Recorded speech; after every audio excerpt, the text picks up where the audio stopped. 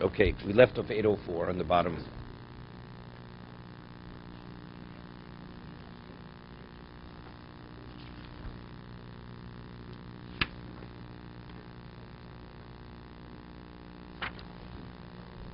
Okay, we left off on the bottom, 804, 2 lines from the bottom. We're speaking about the person who's the true Porush. The person who abstains for all the right reasons. Tzaddik in Yichas. If this man gets angry, it's justified.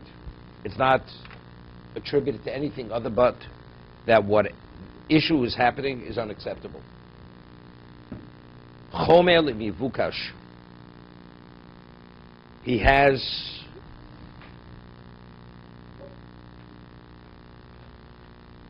he says chomer. When entreated, he's responsive. Chomer means more than responsive. Chomer means in terms of to assist. If he's asked, he responds. He's chomer. Chomer does this kindness. Ididusu zako. This is we left off yesterday. His friendship is pure. No ulterior motives. Vesuro chozok.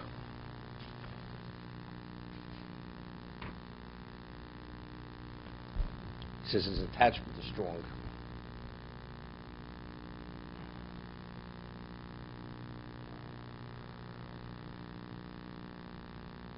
In what context? Friendship? Or whatever he's committed to. Whatever he's committed to is strong. What?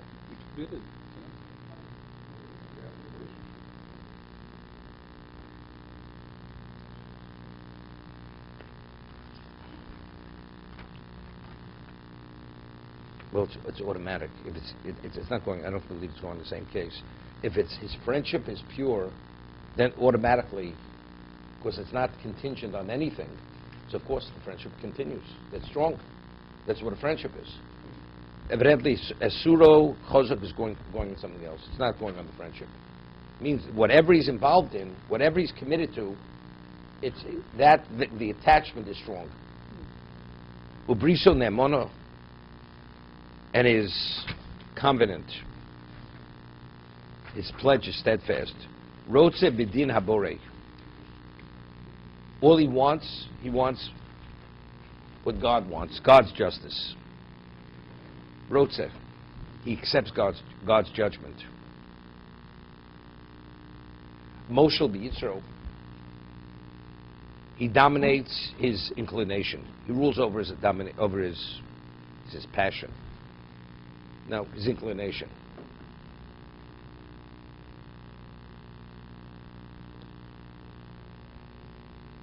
The story of Bahya ibn Paquda, was known that it was the Talmud Torah of Kelm. Talmud Torah of Kelm was established by simply as the Alta of Kelm. This was the primary student of Joseph Kimhi. In Kelm, what they taught them was you're never subject to your impulses, ever, regardless. And there was a story, Rabbi Lapyan, when he first came to Eretz Yisrael, it was the summer, and he was helping Kfar Hasidim. In those years, the bus would come maybe twice a day. So if you wanted to catch the bus to go from Kfar Hasidim to the Haifa, to go this, you'd have to come in. Sometimes you could wait there, and the roads weren't paved. It was dusty and this and that. Waiting for the bus, and he's waiting there for a while. And all of a sudden, he hears something, and he turns his head to look up the hill to see if the bus is coming. Turns his head. He says, if he would have been in Kelm, he would have received pitch for this. That's what he said. What do you mean you turned your head? What did you turn your head? Because you thought it was coming. That means you're subject to impulse. There's no reason. What are you turning your head for? To see if the bus is coming. That was the level of control. Remember my mashgiach, Zechrein of Rocha, when we were in the old neighborhood, where he sat in the Beis Medrash, there was a door so you were able to come in, and he would sit and learn there. When that door would slam, literally, the walls would shake. That's how the door slammed. When he was learning, he didn't flinch. Did not flinch. That was the level of control he had over himself. Did not lift his head, did not look, nothing. Again, it's training, tremendous training. Well, it's mental, it's conditioning. You have to condition yourself. It's years of conditioning. That's the level of control you have to have. There's no such thing as, I felt like doing it. What do you mean you felt like doing it? You do it because you're supposed to do it. There's no such thing as feeling. You felt like doing it. Lo yidaber osok al bishi yazikeyu. Says he does not speak harshly one who does him harm, injury.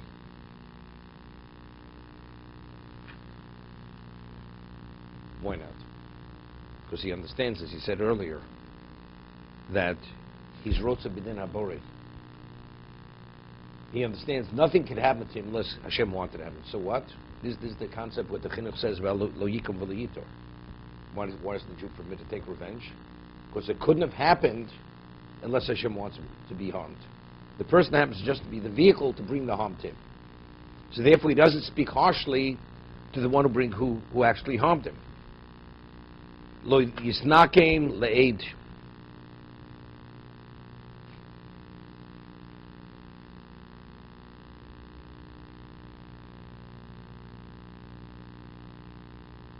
What is lo yisnakem? He doesn't take revenge le'ed. Aid means simply the same thing. Oh, except lo yisasi mashlo yuleu. He doesn't get involved in anything unless it has some benefit to him. Doesn't have benefit, he doesn't waste his time.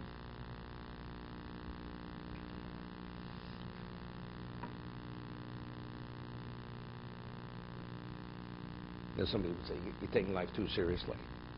What do you have to be so serious? Let's go out and have a good time.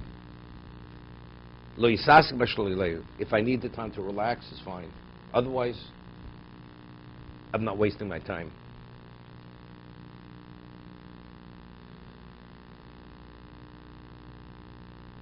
It's a whole different understanding of the value of time, the value of life.